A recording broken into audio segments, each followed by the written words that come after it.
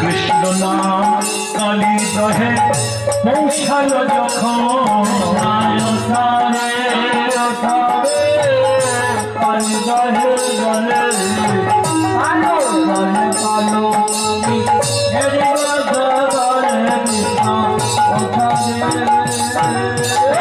প্রথমে কালী দহে উঠিল ঢে কালী দহে জলে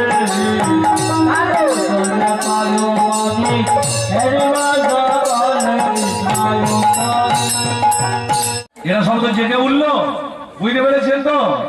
এবার দেখুন, সবাই যখন জেগে উঠল তখন ভগবান শ্রীকৃষ্ণকে বলছে, আচ্ছা কানাই, আমাদের শরীরগুলো এত ভারী ভারী লাগছে কেন রে? ভগবান শ্রীকৃষ্ণ করে বলে দিয়েছেন, তোরা তো সব মরে গিয়েছিলি সাপের বিষ খেয়ে। বলছে তার মানে সাপের বিষে যদি আমরা মরে যাই, বাঁচলাম কি করে? তার এই মন্ত্রটাও কি তুই জানিস নাকি রে? ওই মন্ত্রটা একবার শিখিয়ে দে না রে, শিখিয়ে দে না। তাহলে সমাজে কেউ মরলে কাঁদে দুঃখ করে, যখনই মরে যাবে তাহলে আমরা সব বাঁচিয়ে দেবো, তাহলে কেউ আর দুঃখ করবে না। বলছে ভাই, কেউ যদি মরে যায় তাকে বাঁচানো সম্ভব না, তবে একটা উপায় আছে। মাথায় বুদ্ধিটা বেরুলো। কি বুদ্ধি? আস্তে আস্তে একটু আস্তে বল। মাথায় একটা বুদ্ধি বেরোলো, কি জানিস? এই যে গাছটা দেখতে পাচ্ছিস, বললে হ্যাঁ, ওই গাছে অমৃত তোলা ছিল, ওই অমৃত নিয়ে এসে তোদের মুখে দেওয়ার সঙ্গে সঙ্গে তোরা সবাই বেঁচে উঠলি। হ্যাঁ, তাই বাবা আমাদের ভাগবতে বলছে, কালিয়া হরদা পূর্বে বনা করম্ম মহিদ্রমা শত শাখাং বিশালাক্ষিং নিত্যাং সুরবিগন্ধীচ সচদাদো সমসারি মনক্ত শুভশীতল পুষ্পায়াতি বিশালাক্ষিং প্রভাসন্ত বিশদশ। ভালো করে শুনুন ভাগবতীয় কথা। কালীদহের তীরে একটা কদম্ব বৃক্ষ ছিল এবং সেই বৃক্ষটি সারা বছরই পত্র পুষ্পে সুশোভিত সুরভিত থাকে, কিন্তু কেহই তাহার ছায়া দর্শন করিতে পারিত না। এই কথা শ্রবণ করা মাত্রেও এতগুলো শ্রোতার মধ্যে একজন উঠে দাঁড়িয়েছেন, নামটি হলো তার রাজা পরীক্ষিত। রাজা পরীক্ষিতের হয়েছিল ব্রহ্মশাপ। 7 দিনের মধ্যে সাপে কেটে মরতে হবে। শ্রমিক মুনির ছেলে সিংহী অভিশাপ হয়েছিল, মরা সাপটাকে গলায় জড়িয়ে দেওয়ার জন্য অভিশাপ দিলেন ছেলে। তাই সেই সমস্ত পৃথিবীর মণিকুল রক্ষক, ঋষিকুল রক্ষক রাজা পরীক্ষিতকে বাঁচানোর জন্য গঙ্গার তীরে সুখদেব গোস্বামী, ব্যাসদেব গোস্বামী ছেলে সুখদেব গোস্বামী ভাগবত কর্মপাঠ করছে। আর সঙ্গে সঙ্গে রাজা পরীক্ষিতকে বললেন, দাঁড়ান, আপনি প্রথম থেকে বর্ণনা দিচ্ছেন যে কালীদহের তীরে কোন রূপ তৃণ, লতা, গুল্ম বা বৃক্ষ ছিল না, কালীনাগের বীজ বাষ্পে সব জ্বলে পুড়ে ছারখার হয়ে গিয়েছিল। আবার সেই মুখে আপনি বলছেন যে কালীদহের তীরে একটা কদম্ব বৃক্ষ ছিল, কদম গাছ ছিল, সেই গাছটি সারা বছরই ফলে ফুলে সেজে থাকত। এই কথা শ্রবণ করা মাত্রেও আমার মন সন্দেহে দোলায় দোদুল্যমানা। তাই হে ভগবত, যাহাতে সন্দেহ ভঞ্জন হয় তাহার জন্য আপনি আদেশ করুন। সঙ্গে সঙ্গে সুখদেব গোস্বামী বলে উঠলেন, আপনি আমার প্রকৃত শ্রোতা, আপনি আমার গুণের বিচার করেছেন। তাহলে শুনুন, কালীদহের তীরে কেন কদম্ব গাছটা বেঁচেছিল। কশ্যপ মুনির অনেকগুলি বিবাহ। আমি 2টি স্ত্রীর কথা বলছি, একটি কদ্রু আর একটি বিনতা। বিনতা হচ্ছে গরুর এবং অরুণের মায়ের নাম, আর কদ্রু হচ্ছে সাপেদের মায়ের নাম। এদের সতীন জ্বালাটা বিশাল জ্বালা। তাই একদিন কদ্রু বিনতাকে বলছে, আচ্ছা বলতো, ওই যেটা উড়ে বেড়াচ্ছে ওটা কি? ইন্দ্রের উচ্চ শ্রবণে উড়ে বেড়াচ্ছে, ওটা কি রং? ওটা সাদা। তখন কদ্রু বলছে, সাদা নয়, ওটা কালো। তাহলে সাদাকে কালো বলছে, অরিজিনাল কিন্তু সাদা। সাদাকে যখন কালো বলছে তখন কিন্তু কদ্রু বলছে, দেখ যদি সাদা হয় তাহলে তোর ঘরে আমি দাসিত্ব করবো, আর যদি কালো হয় তাহলে কিন্তু আমার ঘরে তোকে দাসিত্ব করতে হবে। বলো ঠিক আছে। তাই চালাকির দ্বারা কার্য সিদ্ধ করলেন কদ্রু। কদ্রু তার সমস্ত কালো কালো সাপ ছেলেগুলোকে ডাকলো, ডেকে বললো, যা ইন্দ্রের উচ্চ শ্রবণ আমাকে জড়িয়ে যা। এই সমস্ত কালো সাপগুলো গিয়ে আস্তে পিষ্টে জড়িয়ে যা। আর কদ্রু বিনোদাকে ডেকে বললো, তুই যে বললি সাদা, দেখ ওটা কাল, তাহলে আজ থেকে তোকে আমার ঘরে দাসিত্ব করতে হবে। তাই ঝিয়ের কাজ করতে লাগলেন। আর গরুর মায়ের এই অবস্থা দেখে বললো, আমাদের পিতা এক, মা হয়তো বহু, কিন্তু এখন আমাদেরকে কেন এই কাজ করতে হবে, মা তোমাকে কেন এই কাজ করতে হবে? বাবা এই ঘটনা ঘটেছিল, তার জন্য আমাকে ঝিয়ের কাজ করতে হচ্ছে। তাই কদ্রুর কাছে গিয়ে বললো, মা কি দিলে, কি পেলে আমাকে, আমার মাকে তুমি এই দাসিত্বের হাত থেকে মুক্তি দেবে? বলল, একমাত্র স্বর্গ সুধা চাই। তাই মায়ের আশীর্বাদ মাথায় নিয়ে গরুর 2 লক্ষ যোজন উপরে উঠলেন। 2 লক্ষ যোজন মানে সেটা আমাদেরকে জানতে হবে, 4 ক্রোশে হয় 1 যোজন। তেমন 2 লক্ষ যোজন উপরে উঠে দেখছে একটা চাকা ঘুরছে, মানে চক্রভেদ করলে তবে কিন্তু সুধা পাবে, কিন্তু চক্রভেদ করতে গেলেই দেহটা খন্ড খন্ড হয়ে যাবে। তাই গরুর কি করলেন, প্রাণায়াম জানতো, প্রাণায়ামের দ্বারা নিজের দেহটাকে বড় করা যায় এবং নিজের দেহটাকে ধ্বংস করা যায়, লুপ্ত করা যায়।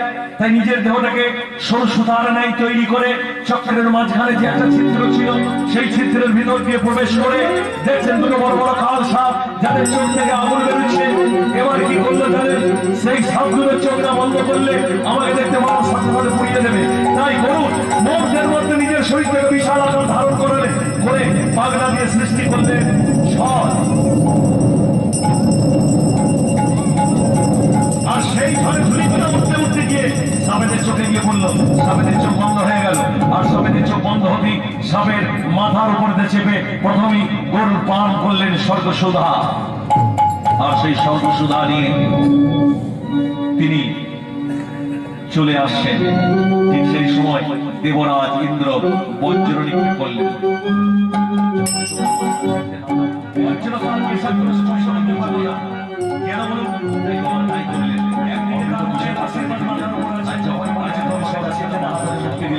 ঠিক সেই সময় অমৃত তুলে নিয়ে চলে যায়। তাই বন্ধু সাপের দিকে ডাকছে, ওরে চুরি হয়েছে হোক, পাত্রে তরল পদার্থ কিছু ঢাললে কিছুটা তো লেগে থাকে, চেটে চেটে খা, চেটে চেটে খা। এখন সাপেরা তুষের পাত্র চাটতে গেল অমর হবার আশায়। বলো কি জানেন, কুশের যে ধার ছিল, সাপেদের জিভগুলো মাঝামাঝি 2 ভাগে ভাগ হয়ে গেল। তাই সাপেরা যখন জিভ বের করে তখন দেখবেন 2 করে জিভ বের হয়, এটাই কারণ। কিন্তু প্রশ্নটা তো এটা ছিল না, এই জন্যই তো 5 ঘন্টা 6 ঘন্টা গান হয়ে যায়। অনেকেই জানে না, অনেকেই জানে, সেই জন্য আমাকে এখানটা আসতে হলো। কথাটা ছিল যে কালীদহের তীরে কদম্ব গাছটা মানে অমর হলো কি করে। তা দেখুন বাবা, স্বর্গসুধা আনতে আনতে কিছুক্ষণ গাছের ডালে বিশ্রাম করেছিল ওই কদম্ব গাছটা ডালটা। তাই আমাদের ভাগবত বলছে যে কদম্ব পত্র অমৃত ঘ্রাণ গ্রহণ করেছিল, তাই অমর হয়েছে। আবার একটা জায়গায় লিখছেন, গরুর পাখি কিছু খাবার খেলে দেখবেন গাছের ডালে তার ঠোঁটটি মুছে, কি খাঁচায় মুছে দেয় না ঘরের চালু, সেরকম অমৃত লেগেছিল ঠোঁটে, আর সেটা গাছের ডালে মুছে দিয়েছিল। তাই ওই গাছটা অমর হয়ে গেছে। বলছে ঠিক আছে ঠিক আছে, এরপর থেকে আপনি বর্ণনা করুন। আচ্ছা এই সুধা একটা কথা বলছি, হ্যাঁ, এই গাছটাকে ছেড়ে তুলে যদি জলে ফেলতে পারি তাহলে কি হবে জানিস, এই জলটা আর বিষময় থাকবে না। তুই কি করে ফেলবি, ওরে চেষ্টা করে দেখি। সেই বৃক্ষ বন্য মালি মদাঘাত কইল,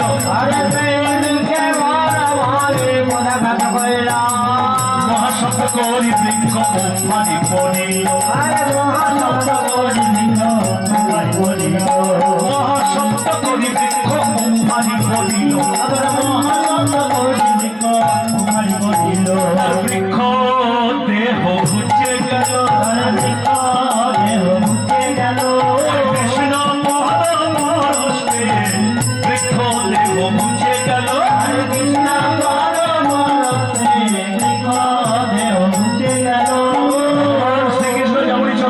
করেছেন গাছে, গাছটা মরমর করে কালী দহের জলে যেমনই লুটিয়ে পড়লো অমনি কিন্তু গাছটার ভিতর থেকে একটা জ্যোতি বেরিয়ে এলো। আর এই জ্যোতি থেকে দেখা গেল একটি সুন্দরী নারী উদ্ধার হয়ে স্বর্গে যাচ্ছে। তাহলে এই নারীটাকে ছোট্ট করে একটু জেনে নিই বাবা, জানার দরকার আছে। যখন সৃষ্টিকর্তা ব্রহ্মা যজ্ঞ করছিলেন, সেই যজ্ঞের কাজটা আরোহণের জন্য কোথায় এগিয়ে গিয়েছিল 7,000 বাল্যকিল্য মণি। সৃষ্টিকর্তা ব্রহ্মার বৃদ্ধ অংশ সমান ছোট ছোট সব মণিমন, তারা কার মাথায় করে নিয়ে যাচ্ছেন। আর রাস্তায় যেতে যেতে একটা গরুর খুন তার ছাপ পড়েছিল, তাতে একটু জল পড়েছিল, তাই তারা ডুবে মরে যাওয়ার ভয়তে পিছিয়ে এসেছিলেন। দেবরাজ ইন্দ্র সেটা দেখে বিদ্রুপ করেছিলেন বাল্যকিল্য মণিকে। সেই বিদ্রুপ করার জন্য তারা ইন্দ্রহীন যজ্ঞ করেছিল। আর সেই যজ্ঞ থেকে উঠেছিল লক্ষ্মী, বলে যাও যমুনার দক্ষিণ পাশে কদম্ব বৃক্ষ হয়ে রও। যখন আমি তারপরে কৃষ্ণ অবতার রূপে কালীয় দমন লীলা করবো, তখন আমার পাদ স্পর্শে তোমার মুক্তি। তাই বাবা মুক্তি পেয়ে আস্তে আস্তে স্বর্গে গমন করছেন। আর এরা ধরেছে এত বড় গাছটা কি করে ফেললি? বলছে অনেক দিনের পুরনো গাছ, যেমন নখ দন্তহীন ব্যাঘ্র শ্রীগানের কাছে পরাজয় স্বীকার করে, তেমন অনেক দিনের পুরনো গাছ, ও তোরাও ঠেলে দিলে পড়ে যেত, তাই পড়ে গেল। ওরে সব কথা ভাবতে হবে না, তোরা তো অমৃত ঘুমের ঘরে খেয়েছিস, তাই বলছিলাম কি তোদেরকে কেন তো আমি অমৃত খাওয়াবো। তাই তবে শ্রী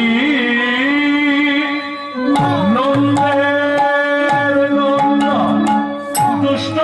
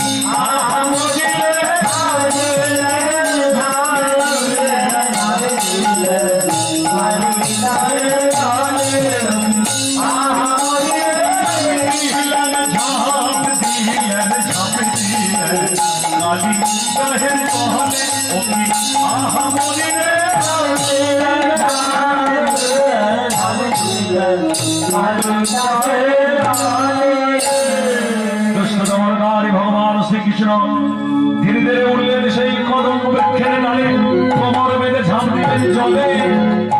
আর সেই সময় রাখার বালকগণ কেঁদে উঠল, ওরে যে বিষ জল পান করে আমরা মরে গিয়েছিলাম, সেই বিষ জলে তুই ঝাঁপ দিয়ে কেন নিজের জীবন শেষ করে দিবি? ওরে ফিরে আয়, ফিরে আয়, ফিরে আয় রে, ফিরে আয়, ওরে আয় রে, ফিরে আয়, আয় রে, ফিরে আয়, আয় রে, ফিরে আয়, আয় রে, ফিরে আয়, আয় রে, ফিরে আয়, আয় রে, ফিরে আয়, আয় রে, ফিরে আয়।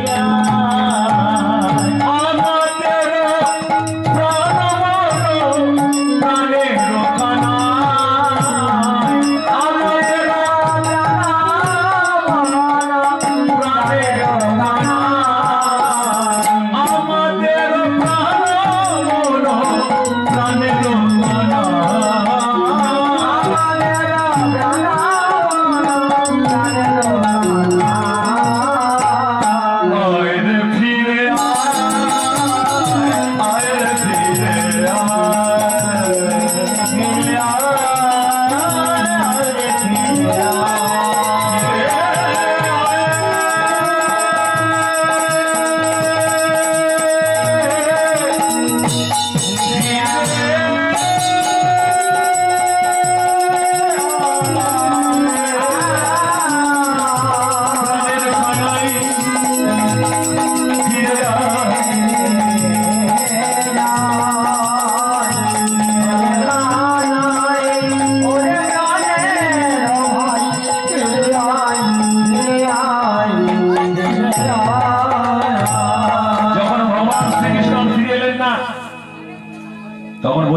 মধুমঙ্গল, যা বাড়িতে গিয়ে খবর দে যে আমরা কৃষ্ণহারা হয়ে পড়েছি। এদিকে ভগবান শ্রীকৃষ্ণ দেখুন জলের তলা দিয়ে নেমে চলে গেছে। জলের তলায় ছিল কি জানে 7টা মহল। কেউ কেউ মাকে খবর দিতে যাচ্ছে, কিন্তু একটা কথা কি জানেন, আরে বাবা মাকে খবর দেওয়ার দরকার নেই, মা আগে থেকে খবর পেয়ে গেছে।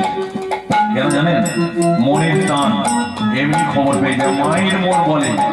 হ্যাঁ তাই এখন উজাড় হয়ে পড়েছে, তাহলে আমার গোপালের কি সর্বনাশ হলো, মনটা কেমন কেন কাঁদছে। হ্যাঁ এখন ফোনে খবর নেওয়া হয় আজকাল, আর তখন মায়েরা মনে খবরটা পেয়ে যেতেন। তাই জলের তলায় গিয়ে কি দেখছেন না, সপ্তমহলা পুরী বিচিত্র নির্মাণ, বিচিত্র নির্মাণ, প্রবল আদি মণি মানি কেতে তোমার, মণি মানি কেতে তোমার, সাতমহলা নাগের পুরী, সাতমহলা নাগের পুরী, সাতমহলা নাগের পুরী, সাতমহলা নাগের পুরী, নিরকিছে বংশীধারী সাতমহলা নাগের, আরে নিরকিছে বংশীধারী সাতমহলা নাগের পুরী। কালিয়ানাগের যে 7টা মহল ছিল, সেই 7টা মহল সুন্দর করে সাজিয়ে রেখেছেন। কেন? গভীর তত্ত্বে যদি যান তাহলে জানবেন ভগবানের সেবা হবে, ভগবান আসবেন, তার জন্য পথটা তো পরিষ্কার করতেই হবে। কি পথ যতদিন না পরিষ্কার হচ্ছে ততদিন কিন্তু ভগবানের সঙ্গে কানেকশন আমরা হচ্ছে না। আর যেদিন কানেকশন হয়ে যাবে সেই দিন আপনাকে আর কেউ ধরে রাখতে পারবে না, সরাসরি আপনার মুক্তি। তাই এই জায়গাতে ভগবান আসবে, তার জন্য আপনারা আলপনা দিয়েছেন তো, ফুলের মালা দিয়ে সাজিয়েছেন তো। সেই রকম কালিয়ানাগ বুঝতে পেরেছিলেন আজ আসবে ভগবান। তাই তার প্রথম মহল হীরা যারা চুনি পান্না মণি মুক্তা দিয়ে সাজিয়ে রেখেছে। দেখতে দেখতে ভগবান শ্রীকৃষ্ণ দ্বিতীয় মহলে প্রবেশ করলেন। সেখানে গিয়ে কি দেখছে জানেন? ওরে সারি সারি নষ্ট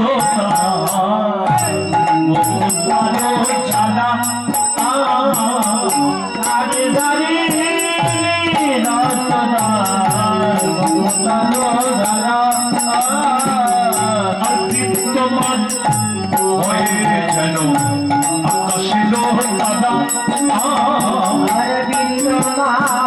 দাদা সারি সারি মুক্তার ঝাড়া, সারি সারি মুক্তার ঝাড়া চলেছে যেন আকাশের তারা, সারি সারি মুক্তার ঝাড়া জয় করেছে যেন আকাশের তারা, সারি সারি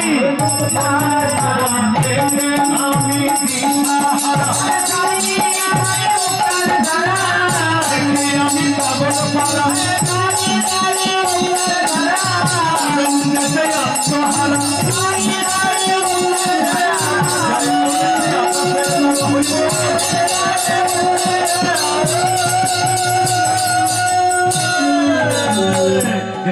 আমি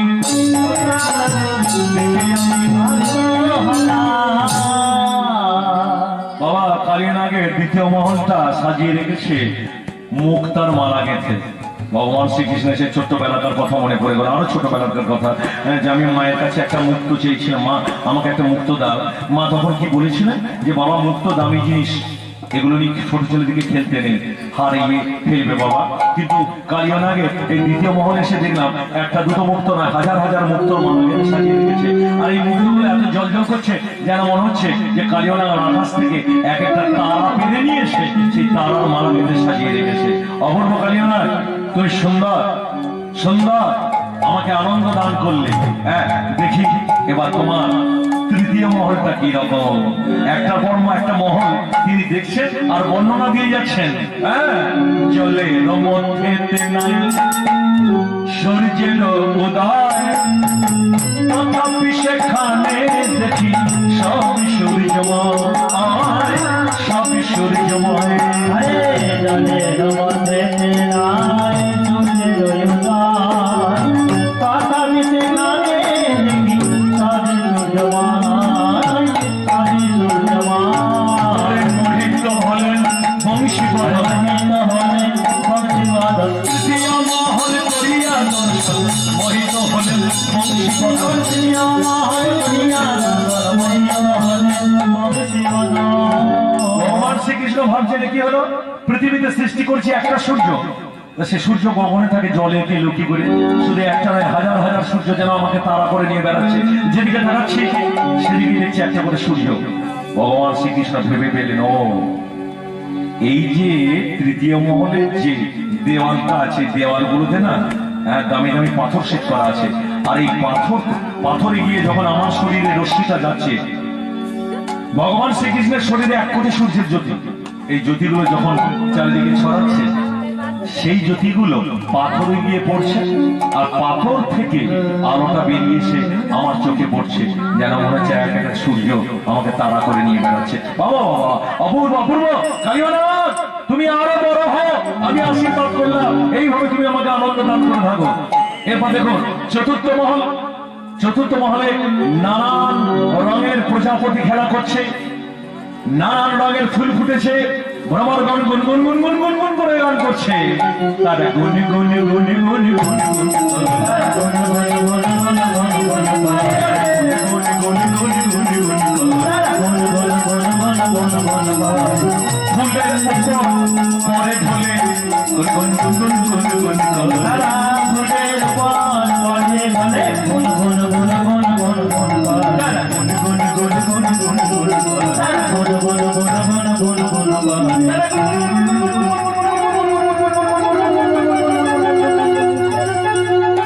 যত গুনগুন আওয়াজ হচ্ছে জানেন, ভগবান শ্রীকৃষ্ণের অন্তরে তত গুনগুনানি আওয়াজ হচ্ছে। আসলে বাবা, ভগবান শ্রীকৃষ্ণের অন্তর কিসের গুনগুনানি? প্রেমের গুনগুনানি। আর রাধারানীকে যদি নিয়ে আসতাম তাহলে আমরা দুজনে কি আনন্দ পেতাম। এখানে আমি একা এসেছি তো, একা একা ঠিক আনন্দটা উপলব্ধি করা যাচ্ছে না, এই কোথাও যেতে গেলে স্ত্রীকে সঙ্গে নিয়ে যেতে হয়। এই শিক্ষাটা আমি আজকে পেলাম। এটা খাদিকে শিক্ষা দিল, এটা এই পুরুষ মানুষ থেকে শিক্ষা দিচ্ছে। মাঝে মাঝে নিয়ে বেরোবে ঘর থেকে, না মাঝে মাঝে নিয়ে বেরোলে না, বছর 2-1 বার না নিয়ে বেরোলে না, এরা ঘরের ভিতর থেকে একঘেয়েমি হয়ে যায় না, দেশে মাথা গোলমাল হয়ে যায় মাঝে মাঝে। আমাদের এইরকমই দশা। আমি 7 মাস থাকি, মৃৎশিল্পীর কাজ করি 7 মাস। এই গান করবো, আবার ঘরে গিয়ে ঠাকুর করবো। এই ঠাকুর করতে করতে আমাদের এখানে ছুটে এসেছি। এই যে লক্ষ্মী পুজো হচ্ছে, যে মকর বাইন হচ্ছে না, করতে করতে চলে এসেছি। 7 মাস ঠাকুরে আর 5 মাস কীর্তনে, তার কি হয়? 7 আর 5 কত হয়? 12। তো তারপর থেকে তো আর আমার জন্য নতুন করে আবার মাস তৈরি হবে না, তাই ঘরেতে থেকে থেকে না মাঝে মাঝে ডিস্টার্ব হয়ে যায়। ওরে বাবারে, তখন যা ক্যাটকাটানি। সেই জন্য বলছি মাঝে মাঝে একটু, যেমন গরুকে গোয়াল থেকে বের করে মাছের চারা নিয়ে গেলে ভালো, আর না হলে যদি গরু একবার দড়ি ছেড়ে তাকে আর খুঁজে পাওয়া যাবে না, সেরকম ছুটে বেড়াবে। সেই রকম আর কি, মাঝে মাঝে একটু করে মাঠে বেড়াতে নিয়ে যাবো। আমার নয়, রবীন্দ্রনাথ ঠাকুর বলেছেন পতির পুণ্যে সচির পুণ্য নইলে খরচ করে। কিন্তু ভগবান শ্রীকৃষ্ণ বললেন না না না না না, আমি বলছি মাঝে মাঝে নিয়ে যাওয়াটা ভালো, তাহলে মগজটা ভালো থাকে। হ্যাঁ, এবার আমি যাবো 5ম মহলে। ময়ূর ময়ূরী আর সূক্ষ্ম সারে, ময়ূর ময়ূরী আর সূক্ষ্ম সারে, ময়ূর ময়ূরী আর সূক্ষ্ম সারে, ময়ূর ময়ূরী আর সূক্ষ্ম সারে, বিহঙ্গ করে গান হায়, বিহঙ্গ করে গান হায়, বিহঙ্গ করে গান হায়, বিহঙ্গ করে গান হায়, চিরক সুন্দর চিরকিত কথায় পাপিয়া ধরেছে গান হায়, চিরাবা সঙ্গে বিরাজি মাতা পাপিয়া ধরেছে গান হায়, ময়ূর ময়ূর ময়ূর ময়ূরী, ময়ূর ময়ূরী, ময়ূর ময়ূরী, করে সুন্দরী ময়ূর ময়ূরী, করে সুন্দরী ময়ূর ময়ূরী, কোহ কোহ কোহ কবিতে রোলা আনে বুকে পিরিতে ভাই, কোহ কোহ কোহ কবিতে রোলা আনে বুকে পিরিতে ভাই, কোহ কোহ কোহ কবিতে রোলা আনে বুকে পিরিতে ভাই, কোহ কোহ কোহ কবিতে রোলা আনে বুকে পিরিতে ভাই, মোহিত হলেন বংশী বদন হাতে বুকে পিরিতে ভাই, ময়দা হয় বংশী বদন হাতে বুকে পিরিতে ভাই, কোহ কোহ কোহ কবিতে রোলা আনে বুকে পিরিতে ভাই, কোহ কোহ কোহ কবিতে রোলা আনে বুকে পিরিতে ভাই। এই 5ম মহলে 6টা রীতি বর্তমান। গ্রীষ্ম, বর্ষা, শরৎ, হেমন্ত, শীত, বসন্ত। বর্ষা কালো মেঘ দেখে ময়ূর ময়ূরে নৃত্য করে, আর বসন্তের কোকিল কুহু কুহু কুহু করে তাল ধরে। এইসব দেখতে দেখতে মনে একবার উচ্চারণ হয়ে পড়েছে ভগবানের। তাই আস্তে আস্তে পঞ্চম মহল ত্যাগ করে ষষ্ঠ মহলে এসে হাজির হলেন। ষষ্ঠ মহলটা হচ্ছে বাবা কালিয়নাগের নাচমহল, রাজরাজাদের নাচমহল থাকে। কালিয়নাগ সপ্তম মহলে বসে আছে সিংহাসনে, আর ষষ্ঠ মহলে নর্তকীগণ নৃত্য করছে, আর সেখানে বসে আছে কে? বাকারা 108 রানী যারা আজ নর্তকীগণ নৃত্য করছে, তারা ছন্দে ছন্দে মন আনন্দে নাগিনীরা গাইছে গান, নাগিনীরা গাইছে গান, ছন্দে ছন্দে মন আনন্দে নাগিনীরা গাইছে গান, নাগিনীরা গাইছে গান, ছন্দে ছন্দে মন আনন্দে নাগিনীরা গাইছে গান, নাগিনীরা গাইছে গান, ছন্দে ছন্দে মন আনন্দে নাগিনীরা গাইছে গান, নাগিনীরা গাইছে গান। তারা নাচিছে, তারা নাচিছে, নাচিছে, তারা নাচিছে, তারা নাচিছে, তারা নাচিছে, তারা নাচিছে, নাচিছে, তারা নাচিছে। আর ছন্দে ছন্দে মন আনন্দে নাগিনীরা গাইছে গান, নাগিনীরা গাইছে গান, ছন্দে ছন্দে মন আনন্দে নাগিনীরা গাইছে গান, নাগিনীরা গাইছে গান। ঘেরি ঘেরি ঘেরি নাচে ঘিরি ঘিরি নাচিছে যত সহচরী। ঘেরে ঘেরে ঘেরি নাচে ঘিরি ঘিরি নাচিছে যত সহচরী। ঘেরি ঘেরি ঘেরি নাচে ঘিরি ঘিরি নাচিছে যত সহচরী।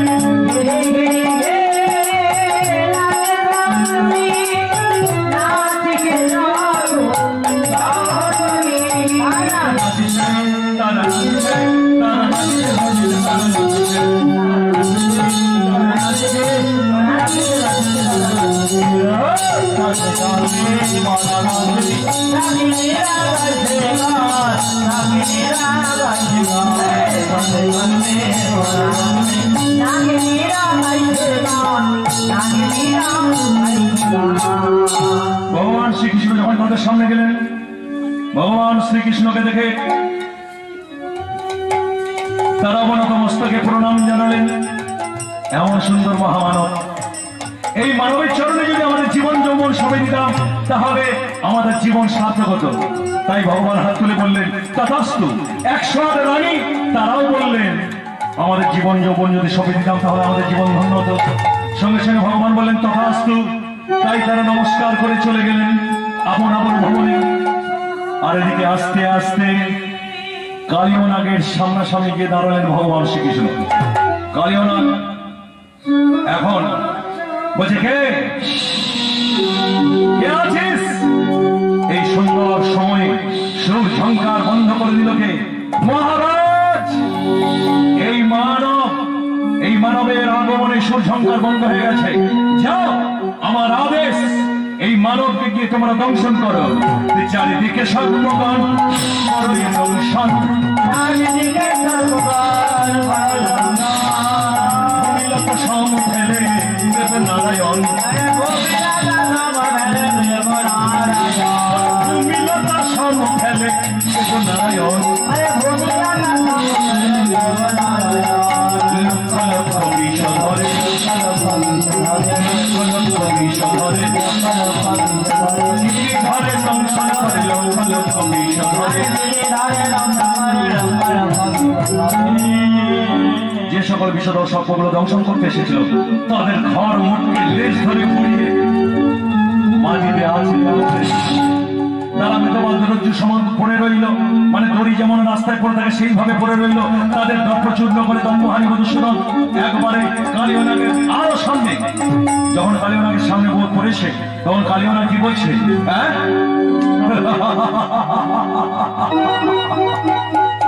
তোর দুঃসাহসের বলি হারে, দুঃসাহসের বলি হারে, নাগের পুরী দুঃসাহসের বলি হারে, তোর দুঃসাহসের বলি হারে এসেছিস যখন নাগের পুরী, মস্তকে দংশন করি পাঠাইব তোরে জমের বাড়ি। তাই কি করলো কালিয়ানা জানেন? আরে প্রসারী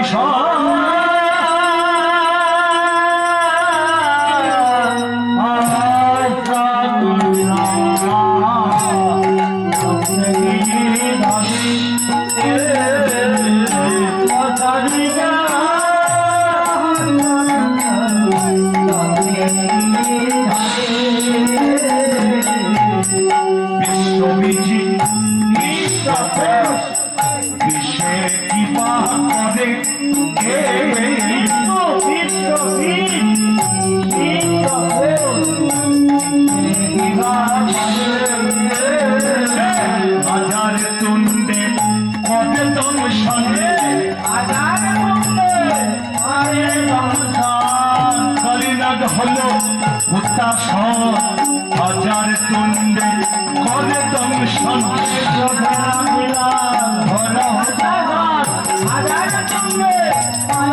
পরে ক্রোধে কালিনাগ হলো হুতাশ,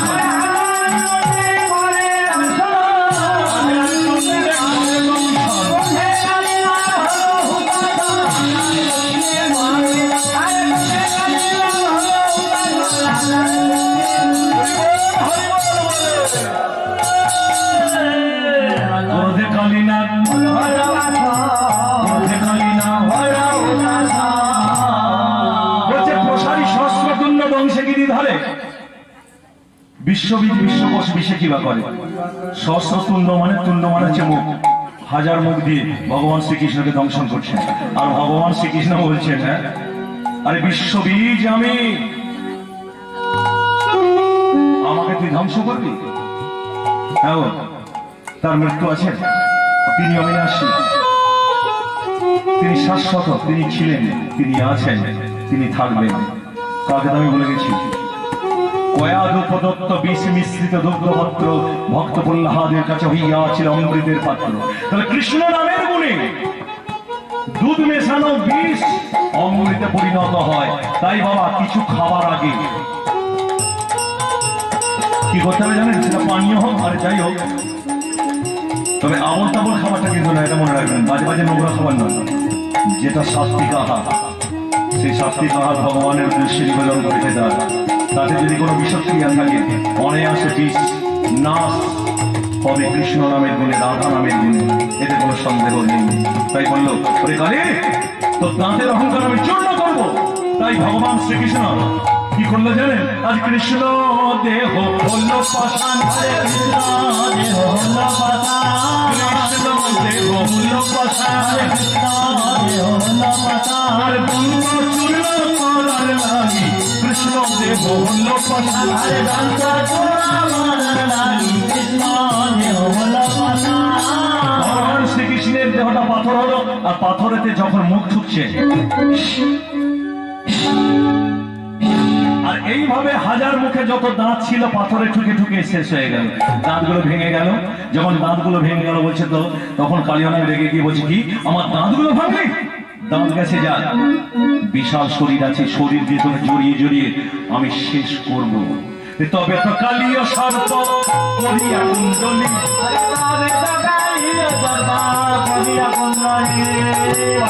প্রভু অঙ্গ পেয়ে দিল সকলি, পাকে পাকে প্রভু অঙ্গ বেরিল সকলে,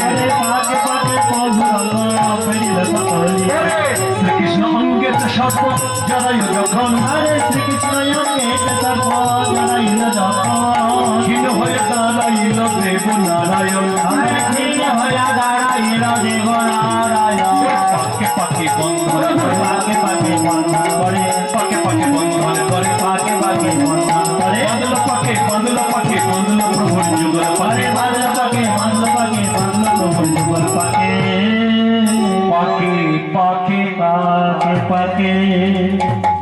পাকে চরণ থেকে বাঁধতে আরম্ভ করেছেন কালিও না। তাই প্রথমে দুটো সংবিরোধী কাজ হলো, একটি হলো সারনাম, দ্বিতীয়টি পাদ সেই বানাম। তাই ভগবান শ্রীকৃষ্ণ কালিওনাকে কৃপা করার জন্য নিজের দেহটাকে কৃষ করলেন। আর কৃষ্ণ মানে ক্ষীণ করলেন, আর ক্ষীণ দেহে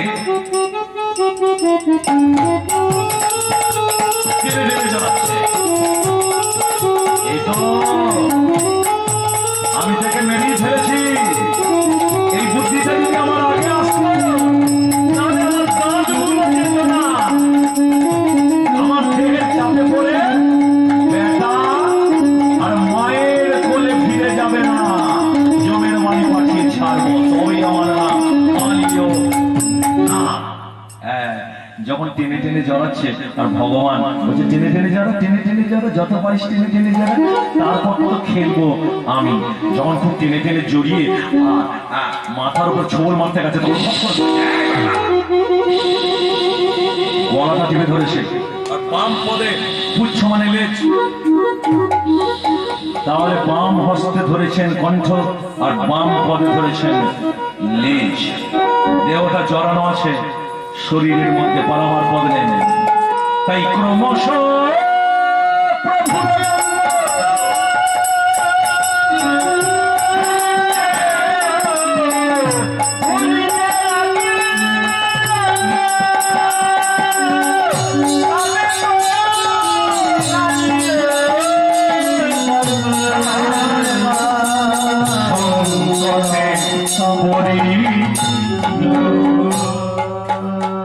যখন ঊর্ধ্বরুদ্ধ করে ভগবান শ্রীকৃষ্ণ নিজের দেহটাকে ফলাতে আরম্ভ করেছেন, এবার কালিয়নাগের দেহটা টান পড়তে আরম্ভ করেছে।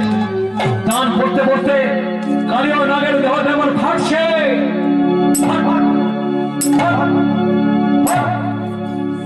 ফেটে ফেটে ফেটে ফেটে ফেটে ফেটে রক্ত। সেই রক্তে ভগবান শ্রীকৃষ্ণ যেন রাঙা ভালো হল, রাঙা ভালো হল, রাঙা ভালো হল, রাঙা ভালো হল, রাঙা রক্ত গায়ে মেখে রাঙা ভালো হল, রাঙা রক্ত গায়ে মেখে রাঙা ভালো হল। নব উদিত সূর্য সকালবেলায় যেমন সূর্য পূর্ব দিগন্ত উদ্ভাসিত হয়, ভগবান শ্রীকৃষ্ণের গায়ের রং কালো, সে কালো রং আর নেই, এবার রক্ত মাখা লাল সূর্যের মতো হয়ে গেছে। হ্যাঁ, আর এখানে কি হচ্ছে জানে, সমস্ত সৈন্য সামন্ত দেখছি কে হারে কে যেতে, কে হারে কে যেতে। আমাদের রাজাকে মারতে পারবে? শেষকালে যখন রাজারই প্রাণ সংসার, তখন কি হচ্ছে জানে, এবার ছুটতে ছুটতে গিয়ে রানী থেকে বলছে, শোনো তোমরা তাড়াতাড়ি ছুটে এসো, আমাদের রাজা প্রাণ সংশয় ওই মানবের হাতে। তখন সেই 108 রানী কি করছে জানে, এই বিপদের সংকেত শুনে এরা তাড়াতাড়ি না করে, এরা স্নান করে, এরা নব নব বস্ত্র পরিধান করে 108 রানী 108 মণি নিয়ে ছুটতে ছুটতে আসছে।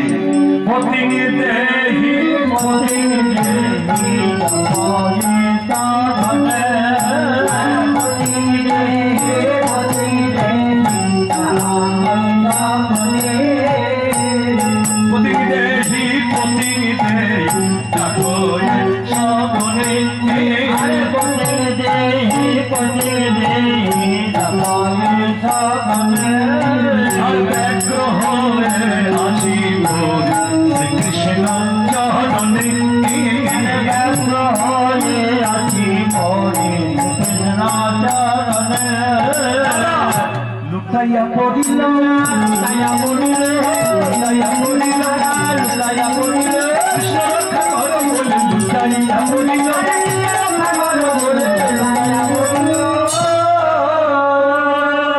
স্বামী হেতু নাগিনী, জনপতি একমণি, কৃষ্ণে করিলা প্রণাম।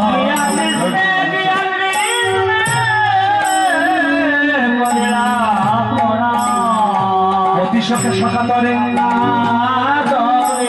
কহে গদ গদ সরে, রক্ষা করো নব ঘন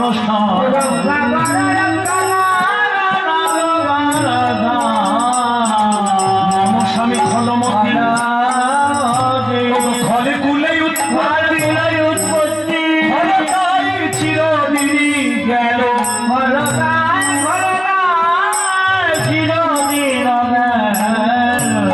শ্রীঅঙ্গে করিলা দন্ত ছিন্ন ভিন্ন হইলা তবু পুনঃ শ্রী অঙ্গ বেরিল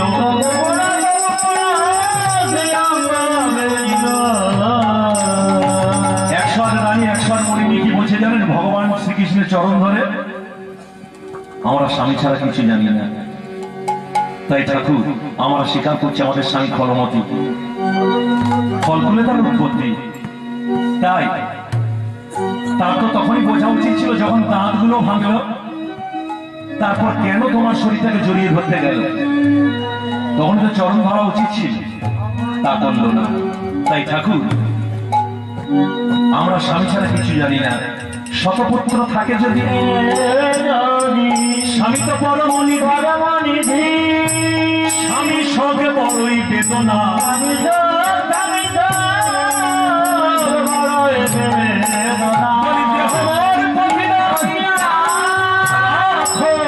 এই সতীর প্রাণ এই ভিক্ষা মাগিলাম তো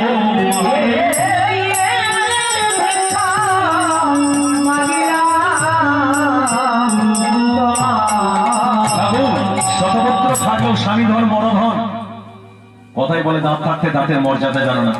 ও মায়েরা শুনছেন তো, সারাদিন কাজকর্ম করে হ্যাঁ খুব কষ্ট, আজকে তো অনেক ব্যাপার, সব খুব কষ্টে বসে আছে।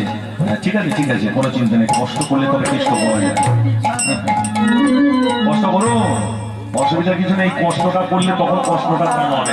জয় গুরু রাধে শ্যাম। ঠিক আছে, এবার বলছে স্বামী ধন বড় ধন, স্বামীর উপর আর কোনো দেবদেবী আছে নাকি? কি গো ময়না, স্বামী সেবা করলে আর শ্বশুর শাশুড়ির সেবা করলে ব্যাস ভগবানের সেবা হয়ে যাবে। তাই আমাদের স্বামীকে ফিরিয়ে দাও। তখন ভগবান কি বললো জানেন? হ্যাঁ, বলিলাম এই সর্বপ্রাণ, কিন্তু তোমাদের স্তব শুনি না করিবে অনাথিনী, তোমরাই করিলে পরিত্রাণ। তোমরা সব সতী রানী, সতী রমণীর আমি বৈধবের বেশে সাজাই না, তাই এই নাও তোমাদের স্বামী। ভগবান শ্রীকৃষ্ণ সতী রমণী মনের টানে ফিরিয়ে দিলেন। কথাটা ছিল কিন্তু নিধন করবো, কিন্তু পারলেন না। যখনই ছুটে ফেলে দিয়েছে তখন এই 100 রমণীগণ ছুটে গিয়ে পাখার বাতাস করে চোখে মুখে জল দিয়ে কি বলছে জানেন? দেখো কার অঙ্গে তুমি দন্তাঘাত করেছো আর কে আমাদের বাড়িতে বা আমাদের এইখানে এসেছে। বলে কে? তাকিয়ে দেখছে যে শঙ্খ চক্র গলা পদ্মধারী নারায়ণ আমার ক্ষণিকের মধ্যে মিলিয়ে গিয়ে দেবভুজ বংশীধারী আমার ভগবান রাধারানীকে নিয়ে দাঁড়িয়ে আছে।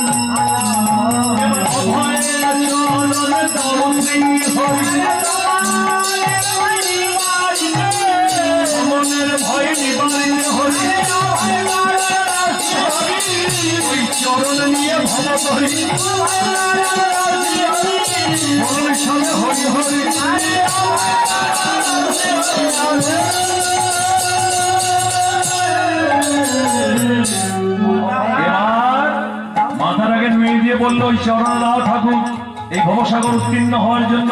তখন ভগবান শ্রীকৃষ্ণ মাথার উপরে চাপলেন। আজ সহস্র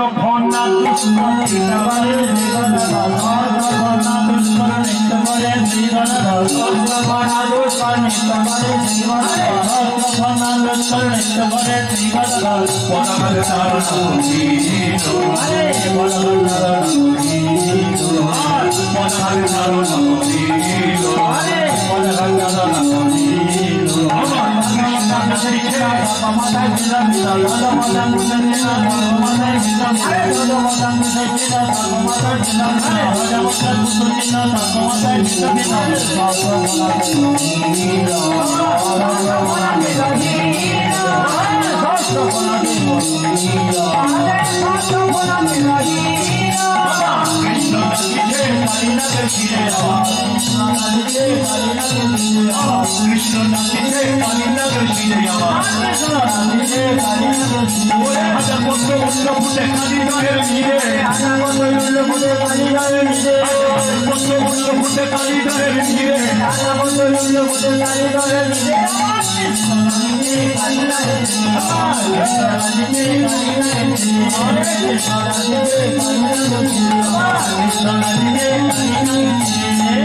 ভগবান শ্রীকৃষ্ণের চরণে ঊনবিংশটি চিহ্ন, বাম পদে 8টি, দক্ষিণ পদে 11টি, শঙ্খ চক্র গদা পদ্ম অঙ্কুশ ত্রিকোণ বলয় গোষ্পদ, এইসব চিহ্নগুলো কালীনাগের মাথার উপর পড়ছে। কালীনাগের হাজার মুখ হাজার ফনা তার উপরে পড়ল। তোমার কালীনাগ মাথায় ধরে রাখতে পারছে না, যে ভগবান তুমি মাথা থেকে নামো, তোমার ওজন খুব বেশি। বলো দুটো শর্ত আমি তোমার মাথা থেকে নামতে পারি। একটা শর্ত হচ্ছে তোমাদের রাজ্য রমণক পর্বত, সাবেদের রাজ্য হচ্ছে রমণক পর্বত, সেই রমণক পর্বতে ফিরে যাও। আর দ্বিতীয় শর্ত হচ্ছে তুমি এই জলে থাকার জন্য, এই জল বিষময় হয়ে উঠেছে, এই জলের বিষ থেকে মুক্তি দিতে হয় তোমাকে। আমরা ঠিক আছে থাকবো, আমাদের মধ্যে যেমন বিষ আছে তেমন আমাদের মধ্যে আমার অমৃত আছে। এই অমৃত কিরকম করে গলিত হয়ে জলকে বিষ থেকে মুক্তি দেবো? কি অমৃত? দেখবেন সাপে কামড়ালে মানুষ মরে, আবার সেই সাপের বিষ থেকেই মানুষের অনেক রোগ ভালো হয়, বিষ থেকে ওষুধ তৈরি হয়। তাহলে একদিকে যেমন মরণ, একদিকে যেমন বাঁচন। তাই অমৃত ঢেলে আমরা কালীদয়ের জলকে বিষ থেকে মুক্তি দেবো, কিন্তু রমণক পর্বতে ফিরে যাব না। কেন না? গরুর আমাদেরকে যদি পায় তাহলে খেয়ে ফেলবে, তাই গরুরের ভয় যাব না। বলল গরুর তোমার করবে প্রণাম,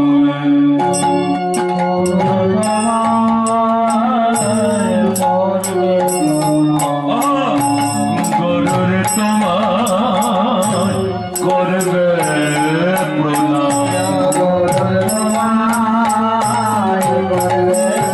ওই আমার চরণে চিহ্ন দেখে গরুর তোমার করবে প্রণাম।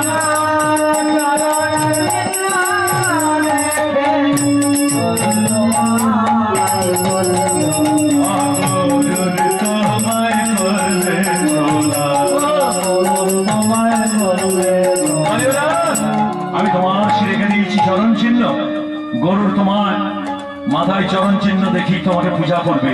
বললো তাহলে প্রভু আমার মাথায় চরণ চিহ্ন, কিন্তু আমার এই যে প্রজাবৃন্দ 108 রানী রয়েছে, সমস্ত ফনাধারী সাপ যারা আছে, আমার আশীর্বাদে সবার মাথার উপরেতে ফুটে উঠুক আমার চরণ চিহ্ন।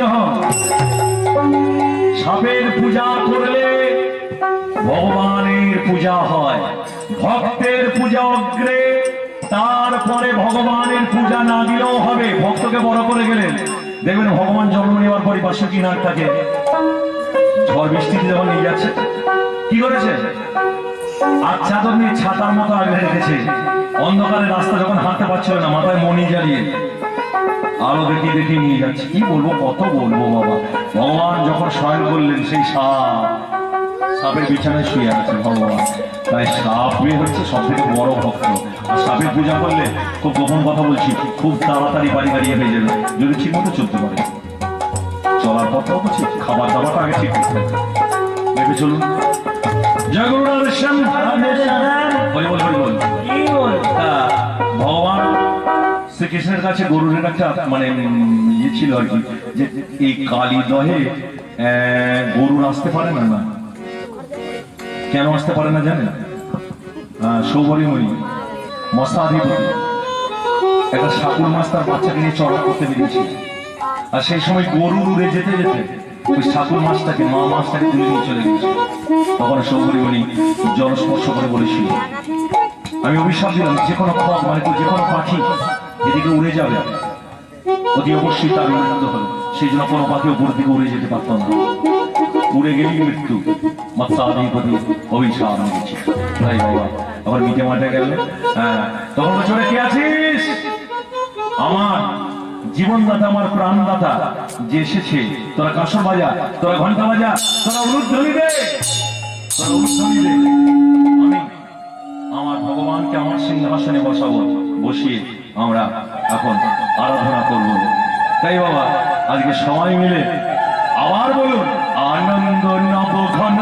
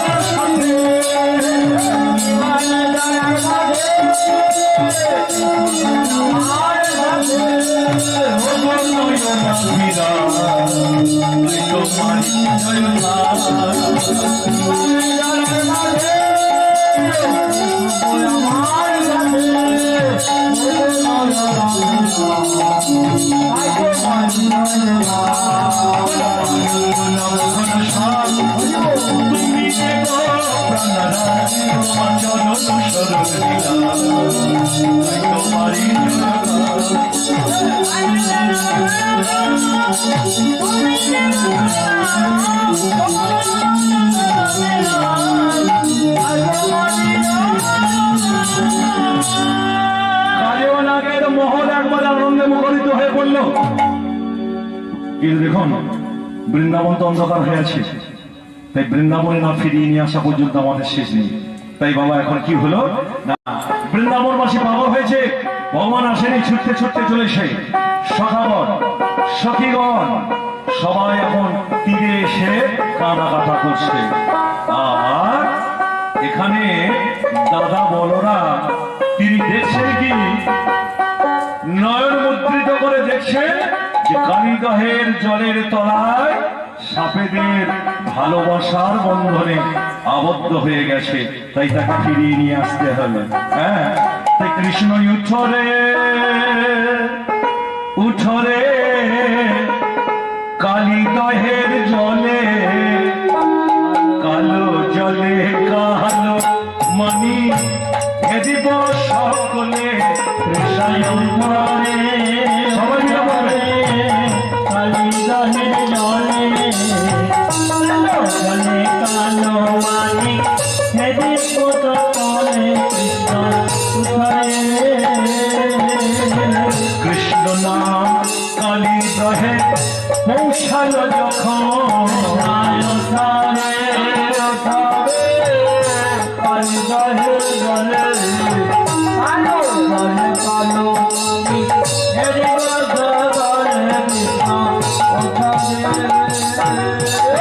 প্রথমে কালীদহে উঠিল ঢে, কালীদহে জলে কালো পানি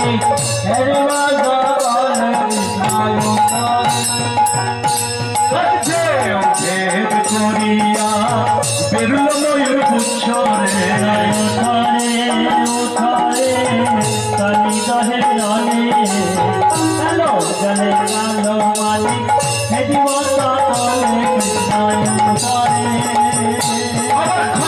পরে দেখা গেল ময়ূর পুচ্ছ খানি,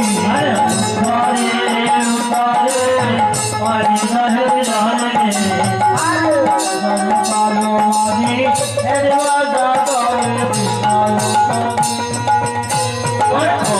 পরে দেখা গেল শ্রীবদন খানি, কালীদহের জলে কালো মালি হেদিব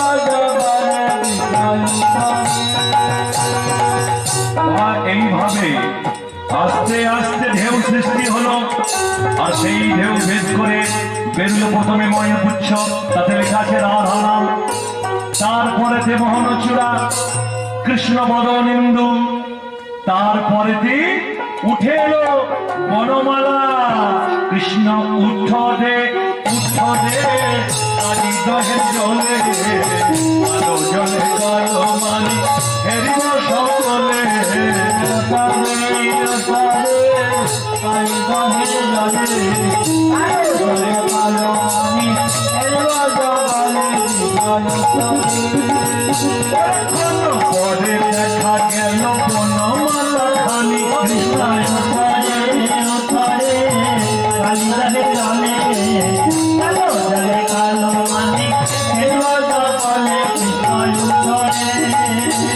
কৃষ্ণ পক্ষে দেখা গেল সে কৌস্তব মণি।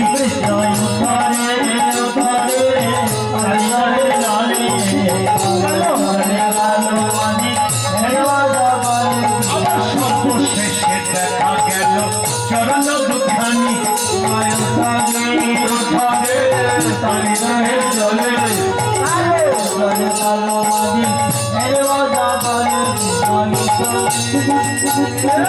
ধীরে ধীরে বেরিয়ে আসছে প্রথমে বনমালা, তারপরে কৃষ্ণপক্ষে সর্পদত্ত কৌস্তুম্বনী, কঠিতটে ধতিখানি, চরণখানি, তারপরে দিয়ে হাজার হাজার সাপ। আর সেই হাজার মুখধারী সাপের মাথায় যখন ভগবান শ্রীকৃষ্ণ দাঁড়িয়ে আছে, মা চিৎকার করে উঠেছে, আমার গোপালকে বাঁচা। গোপাল তখন সাপের মাথায় চড়ে বলছে, আমাকে বিনাশ করার ক্ষমতা কারো নেই, এই সাপের দিকে আমি জয় করেছি। আর তোমাদেরকে একটা ভালো সংবাদ দিচ্ছি, আজকে যে কালীদহের তীরে কেউ আসতে পারতো না, এলি মৃত্যু হতো, আজ থেকে কালীদহের তীরে সবাই আসবে।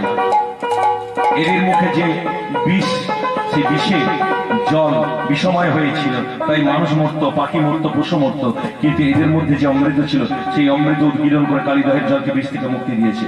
মা তখন আনন্দে বলছে, ওরে তোকে ফিরে ফিরে যে আনন্দ পেলাম, কি গো তোমরা সবাই মিলে বলো, তার থেকে বড় আনন্দ মানুষের কল্যাণ হলো। তাই আজকে সবাই যেতে পারবেন কালীদহে। এখন কালীদহে গেলে কি দেখবেন, এখন চাষ হচ্ছে, ভালো ভালো জায়গা। আমাদের যে গোপাল যে খাবার নিয়ে গিয়েছিল মাঠে, ভাত নিয়ে গিয়েছিল পুলিশের জন্য, ওই আউলে গোসাইয়ের ছদ্মবেশ ধরে আর কি, যিনি নিয়ে এসেছিলেন আমার গোপালকে, আউলে গোসাইয়ের ছদ্মবেশ ধরে। হ্যাঁ, সেখানে গিয়ে তো নুপুরটা কাদার মধ্যে রেখে দিয়ে চলে এসেছে, আর মন্দিরে এসে দাঁড়িয়ে আছে। গিন্নিকে বলছে, গিন্নি তাড়াতাড়ি দাও, মাঠে 20টা মহিষ হয়েছে, তাদের ভাত। বলছে, তুমি তো এইমাত্র নিয়ে গেলে।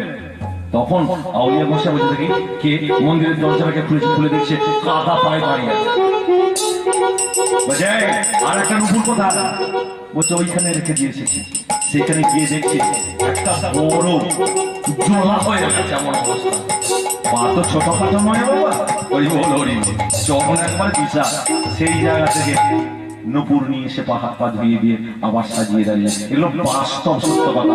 এই গোয়ের গ্রাম দ্বিতীয় বৃন্দাবন ধাম, যিনি বৃন্দাবন থেকে নিজের পায়ে হেঁটেছিলেন। এটা আমার গ্রাম বলে বলবো না, যদি বিশ্বাস না হয় তাহলে চলে যান কলকাতার ন্যাশনাল লাইব্রেরি, বলবেন বর্ধমান জেলা খণ্ডঘোষ থানা অন্তর্গত কোয়র গ্রাম, তার একটু বর্ণনা আমরা জানতে চাই, সেই বইটা দিয়ে পড়বেন। কলকাতা ন্যাশনাল লাইব্রেরিতে আছে। তাহলে আমার কথাটা মিথ্যা না সত্য আপনারা জেনে নেবেন। আমাদের গোপাল নিজের পায়ে হেঁটে এসেছিলেন কোয়র গ্রামে, এই কোয়র বৃন্দাবন। জয় গুরু রাধেশ্যাম, হরি বল হরি বল। তাই এখানে আর বেশি কথা না বাড়িয়ে বুঝতে পেরেছি, পিঠে খাওয়া সব পেট টুকে যাবে। হরি বল হরি বল। এখানে বলছি, আমরা গাইব, সবাই মিলে আপনারা হাত দিয়ে গাইবেন। কৃষ্ণ উঠে কালীদহের জলে, কালো জলে কালো মন হেরিব সকলে। কৃষ্ণ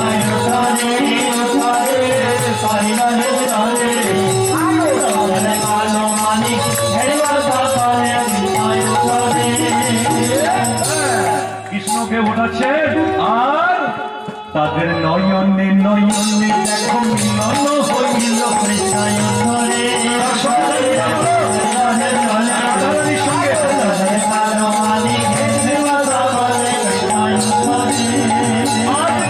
সচিন মনে আনন্দ পাইল।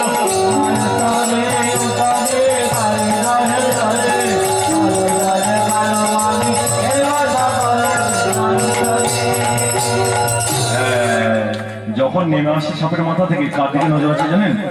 আরে বাবা, এটা তো থাকবেই, ভালোবাসার দিকে নজর। একটু টেরা, ভগবানের টেরা চোখে প্রেম করতে গিয়ে টেরা হয়ে গেছে।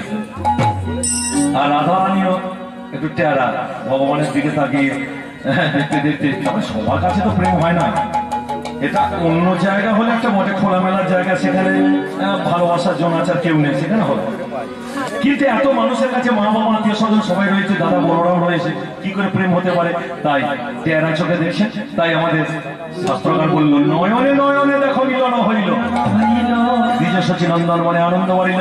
কিন্তু আমরা নয়নে নয়নে মিলন দেখতে চাই না, আসলে আমরা যুগলই দেখবো আজ মধুময় বৃন্দাবনে। তাই গাইব রাধে গোবিন্দ ভজ,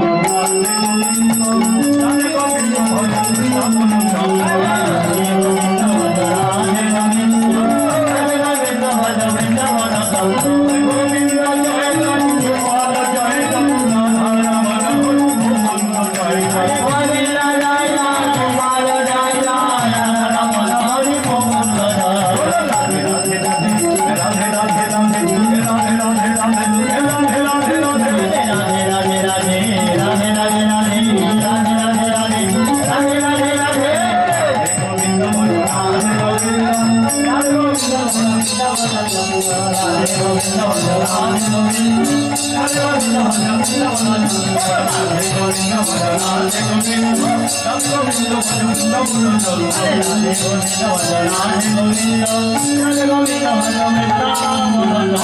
আমার সঙ্গে